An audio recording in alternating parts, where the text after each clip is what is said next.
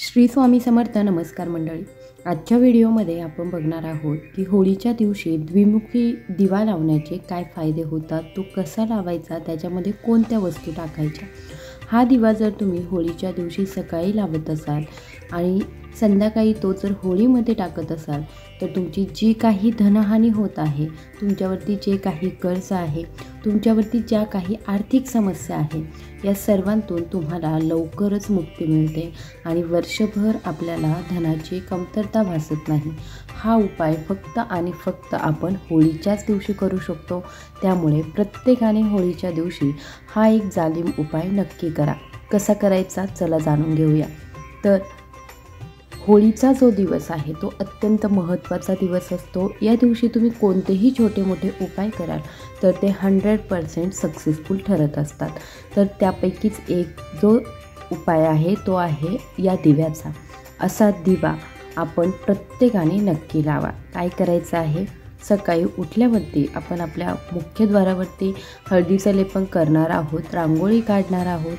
तर हळदीचं लेपन करून झाल्यानंतर, रांगोळी काढून झाल्यानंतर आपण जेव्हा आपल्या मुख्यद्वारावरती रंग टाकतो म्हणजे गुलाबी रंग जो आहे तो आपल्या मुख्यद्वारावरती आपल्याला थोडासा दोन्ही बाजूने किंवा संपूर्ण जो मेन डोअर आहे त्याच्यावरती जिथे लेपन केलेलं आहे त्याच्यावरती आपल्याला जो गुलाबी रंग किंवा गुलाल जो आहे तो उधळायचा आहे. याने काय होतं, होळीच्या दिवशी काही नकारात्मक ऊर्जा असतील तर त्या आपल्या घरामध्ये प्रवेश करत नाही. आणि या दिवशी असा गुलाल आपल्या मुख्यद्वारावरती टाकण्याला खूप विशेष महत्त्व आहे. याच्यामुळे माता लक्ष्मी, भगवान विष्णू यांचं आपल्या घरामध्ये आगमनसुद्धा होतं.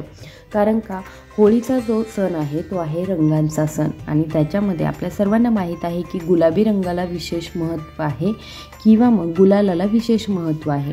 असा रंग बघून देवी देवतासुद्धा आपल्या मुख्यद्वाराकडे आकर्षित होतात आणि त्या आपल्या घरामध्ये प्रवेश करतात. तर आपल्याला हे एक महत्त्वाचं काम सकाळी लवकर उठल्यानंतर जेव्हा तुम्ही हळदीचं लेपन कराल तेव्हा तुम्हाला हे कामसुद्धा करायचं आहे. त्याच्यानंतर पुढची एक महत्त्वाची बाब ती म्हणजे दिवा लावण्याची. दिवा कसा लावायचा, कणकेचा की मातीचा.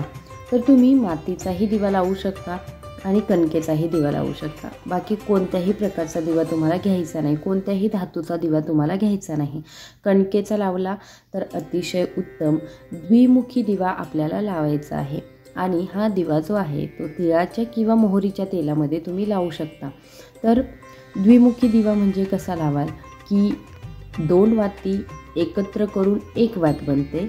अशा 4 वाती ज्या आहेत म्हणजे 2-2 वाती एकत्र करून 1-1 अशा 2 वाती बनवा आणि ह्या दोनही वाती ज्या आहेत त्यांची टोकं जी आहेत म्हणजे त्यांचा मागचा जो भाग आहे तो एकत्र असेल पण समोरच्या बाजूने 2 टोकं निघतील अशा पद्धतीचा दिवा आपल्याला प्रज्वलित करायचा आहे. मी व्यवस्थितरित्या तुम्हाला व्हिडिओमध्ये फोटो टाकत आहे. तर तशा पद्धतीने तुम्हाला हा जो दिवा आहे तो सकाळीच लावायचा आहे.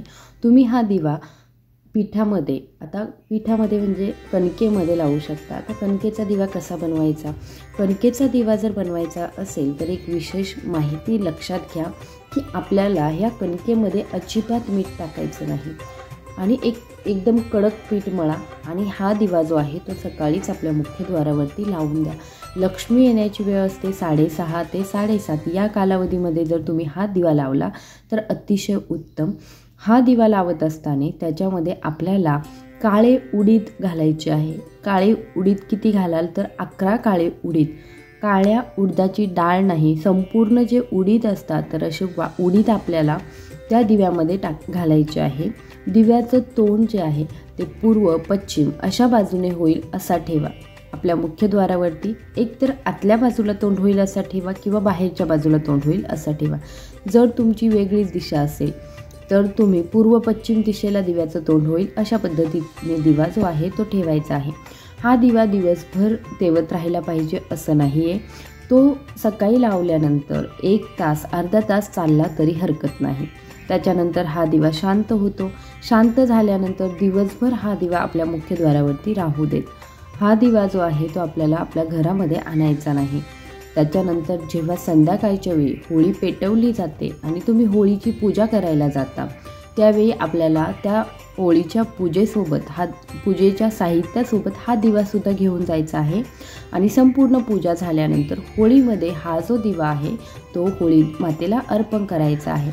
असा 11 काळे उडीदचे दाणे, तिळाचं तेल आणि द्विमुखी दीपक कणकेचा तुम्ही जर होळीच्या अग्नीमध्ये टाकत असाल, अर्पण करत असाल, तर तुम्हाला वर्षभर धनाची कमतरता भासणार नाही, पैशांची कमतरता भासणार नाही। जी काही तुमची धनहानी होत आहे, म्हणजे काय की तुमचे पैसे वाया जात आहेत, तर ते पैसेसुद्धा वाया जाणार नाहीत।